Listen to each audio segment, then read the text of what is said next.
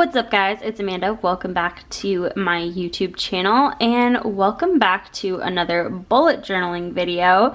I'm going to be doing these videos once a month at the beginning of every month just to kind of walk you guys through what I'm doing for that month's spread. Now, it may not vary too much month to month with the spreads, especially since I've really gotten my weekly spreads to a point where I really like them. I think that they're simple, the way that I do them is really easy, so I'm really enjoying that process, and I don't think that that's going to change all that much throughout the year. It might, but I can't guarantee that. So I'm going to be trying to make these videos a little bit more interesting by showing you guys how I make something or a certain material that I really like. That way these videos are a little bit more unique and they're different every single month.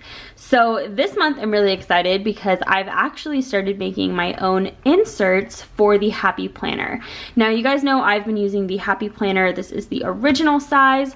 For my 2018 bullet journal, I have these pre-punched pages that I've been using. They have some grid pages, and then they also have these plain lined pages. If you want to hear more about these and how I use them, you can check out last month's video. But I just purchased these from Michael's. They were fairly inexpensive, and although I don't really use the lined paper all that much, I do still find this worth it just because of the grid paper that's included in here, so I really like that as well.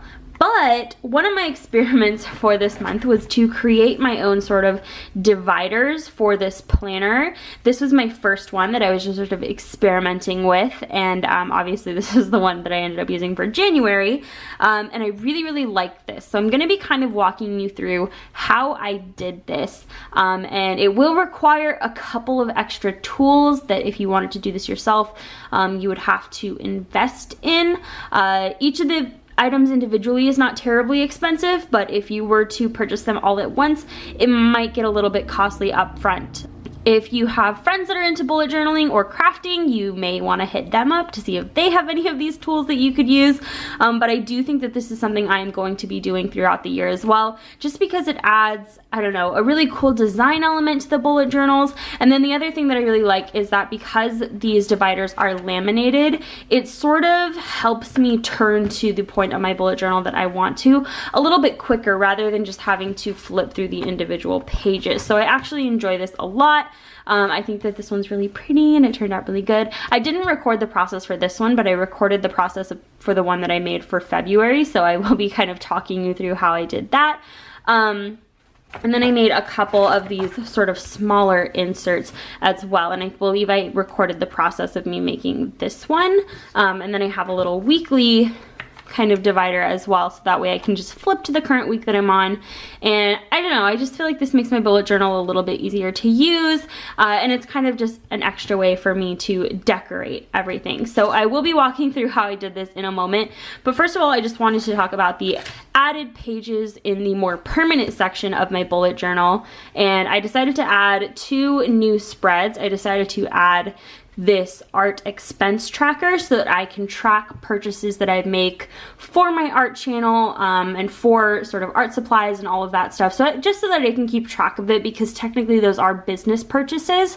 So this way I can just keep track of the date I purchased it, the item description, where I purchased it, whether it was in store or online, the price, and then sort of what payment method I used, if I used PayPal or which card I used, that sort of thing. So this is pretty simple, and obviously I haven't really used this yet because it's still pretty new, but I did just want to show you guys sort of what that looks like. Then I also made an income tracker, which is pretty similar. It has these same columns for date, where the income is coming from, the amount, whether it was officially deposited into which account, and then the memo just in case I need to include any other information as well. So these were just 2 kind of permanent spreads that I had been thinking that I wanted to include, so I went ahead and added those.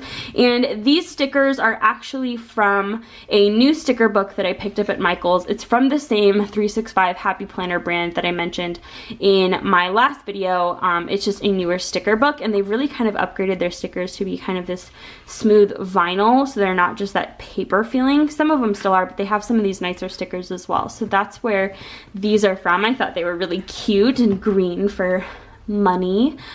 So those are the two more permanent spreads, and I decided to have this divider in here, just this little kind of bookmark divider, so that I could flip to my more permanent spreads really easily, and that way I don't have to worry about these getting lost in the monthly spreads or anything like that. I can just flip to this section, and then this also helps me bypass the yearly spread and just get into this stuff. So yeah, I really think I'm going to get a lot of use out of that. There's nothing on the back, which kind of bothers me. In future dividers, I may try and do like a double-sided version, but this is what I created for this month. And also, just to let you guys know, if you're interested and you like these dividers, you can download the images off of my Patreon and use them for yourself. All I ask is that you use them for personal use only, and that you do not post or distribute them or try to sell them, because that would be very illegal and I will come for you. But if you just want to use these for personal use in your own planners, feel free to do that. My link to my Patreon is down below. So I obviously am not going to spend too much time talking about January, because I did that in all of last month's video, but let's go ahead and start talking about February, and I will talk through how I make these dividers. So the first awesome thing about the Happy Planner is that all the pages and dividers that you put in are removable. So they just sort of pop in and out just like that, and you can see that there is a sort of unique design punched into the edge of the divider here, and I created that with my Create 365 Happy Planner punch. This has 9 different punches, which is the number of punches for the original Happy Planner. I believe the large Happy Planner has 12, so I got the one for my appropriate sized planner, and this is essential if you want to create your own spreads in the Happy Planners. This is absolutely vital. I asked for this for Christmas, so this was a gift, and I think I'm going to be getting a lot of use out of it. It's really kind of cool. The next thing that you may want to consider investing in if you want to make your own planner spreads is a laminating machine. This is a fairly inexpensive one from Scotch. I believe this retails for around $20 to $30. You can get this at Walmart. Basically what this allows me to do is to apply a laminate cover using heat. You buy sort of the laminate pouches separately, which are also fairly inexpensive, but they obviously would add up over time. And you purchase them, and then once this machine sort of heats up, you set your paper size. I always go for 5 mil if I'm using thicker paper, just because I want to make sure that it's large enough, so I always do 5 mil just in case. And it's really easy to use. You can see the demo here on the screen, and this is how I created my dividers. So this just kind of makes them more sturdy, more waterproof, and gives them kind of that thicker binder feel. I can also make my own custom covers this way, although this one just came with my planner. I could potentially design my own covers in the future if I get bored of this one, which is another really cool thing. And then you just kind of pop them into the little discs that are there. So it's really easy. It's a fun way to customize your planner. You could also add a little tab here on the end if you wanted. So if you wanted to have like a little February tab there on the side, you could do that. I don't really find it to be that necessary. I find that it's just as easy to flip through the dividers in the planner without that extra tab, but you could add one if you wanted to, like I did for this one up here. I just did this cover using some watercolors. I used some of my cheaper watercolors just because I wasn't terribly concerned about this being very high quality. I mostly just wanted to get some nice fun colors on here, and I wanted the colors to sort of correspond with what I did in my yearly spread, where I kind of planned out my color schemes for each month. So this was the one for February. I'm not strictly adhering to this, but this just sort of helps give me an idea of what direction I want to go for that month's color scheme. I'm not a stickler when it comes to color schemes though, so I'm not too concerned about this, but you can see it's sort of giving you that same vibe, which I really, really love. This also gives me an opportunity to practice my hand lettering, which I'm not super happy with the way February came out. I think the R looks kind of funny, and then it's kind of squished here on the end with more space over here. But overall, I really, really like this. And if you can see any of the little white details, I added those in using a white gel pen and a white out stationery pen that I picked up from Daiso. So that is how I created this, and then like I mentioned, I laminated it so that it's thicker and protected. The only downside is that it is a little bit shorter than my planner pages, which might be annoying if any of you guys are like really hardcore perfectionists. Doesn't bother me too much though, and like I said, it's still totally functional. So next we have my monthly spread, and I will cut to the footage of me sort of drawing this out. I use a little ruler that I picked up from Daiso in a math set, and that's actually a super handy ruler for any of you out there who are into bullet journaling, just because it fits really nicely on the pages. I used my Pilot double-ended brush pen to do the headings and write the days of the week over here, and then I just used a combination of like colored brush pens that I have and some Stabilo pens, and then I decorated the border here with some of those stickers from the Happy Planner 365 sticker sets, which I thought was really cute. I thought it added a nice little touch. So that's the monthly spread. Now I haven't added anything into the days of the month yet, and I would prefer to do that after filming this video, just in case I have to write any sort of personal events or personal information. I get the video out of the way first, and then I write in everything for the month. But I did want to share with you guys some new pens that I picked up. I just got these at Michael's, and these are some erasable pens. Now I mentioned in last month's video that I picked up this Pilot Frixion pen. This is an erasable pen, and it's not the kind of erasable pen that you can only erase it for a certain amount of time. You can erase this pen even weeks after you write something, which is really, really nice. So it uses friction to erase the ink, and basically the ink doesn't fully ever absorb into the paper. So that's how it's able to do that. And I really, really like this pen. However, 3 of these cost about $12, so that was a little bit pricey in my opinion. And I saw these at Michael's, and these are the exact same Pilot Frixion brand pens. They're just a little bit smaller, and they don't have like the fancy clicky thing, but they come in a ton of cool colors. So you still get that cool erasable flexibility, but you get these colors, and these are only $1.99 each. So they're about half the price of these pens when you get them in a pack of 3 for 12 bucks each. These end up being about $4 a piece. These are about $2 a piece. So I found these at Michael's. They have tons of cool colors. They also have erasable markers and erasable highlighters. Yes.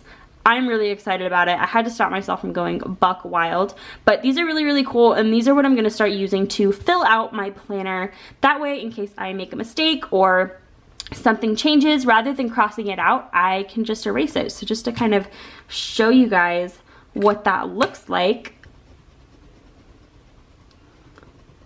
So you can see it actually erases pretty clean. Sometimes there's a little bit of a ghost line left there, but I really don't mind that. And I picked these up in a bunch of really, really cool colors. They even had a gray color, which is actually really, really pretty. I like this a lot. And I'm gonna get a ton of use out of this. And I mean like a ton of use out of these pens. So pretty excited about these, in case you guys couldn't tell. Let me just quickly go on to the rest of my monthly spreads here. Here we have my same habit trackers that I had last month. I have my healthy habit tracker, my social media tracker, and the only thing I really changed up about this month is rather than having the text written this way, I have it written this way, if that makes sense. And that just kind of makes it easier for me as I'm filling this out, because when I had it this way, I would find that I would kind of have to mingle with the discs being in the way. And that is one of the biggest downsides about the Happy Planners, is that sometimes these discs are so bulky that they get in the way a lot, and you kind of have to plan your spreads accordingly, because if you have a situation where your spreads are getting really, really close to the inner edge here, the discs are going to get in the way. If you're right-handed or if you're left-handed, you have to worry about that on this side. So just something to think about if you have this planner and you are doing a bullet journaling kind of approach like I am. The discs can be a bit of a hassle sometimes. So This month, I just switched up the orientation of the habit trackers. That way, that wouldn't be an issue. Next, I just have my YouTube video schedule. This is just pretty much the same as last month, although I kind of just simplified it a little bit.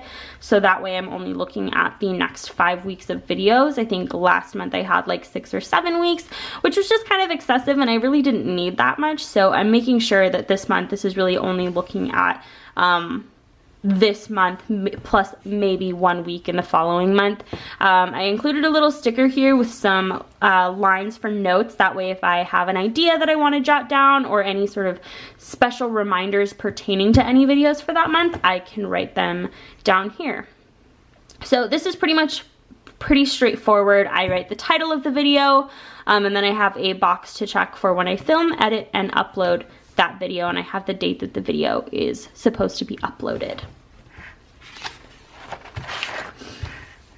Next, we have just a look at my first weekly spread. My weekly spreads have not changed at all. The only thing that's slightly different about this one is that I have a spot for my bills because I pay those at the end of every month. So this way I can write out how much I paid for rent and utilities and everything like that, and I can look back and have a record of that, which is important to me. I like to have that. I like to be able to compare how much I'm paying month to month. So even though this is a bit boring, I like to have a place for that every month in my bullet journal.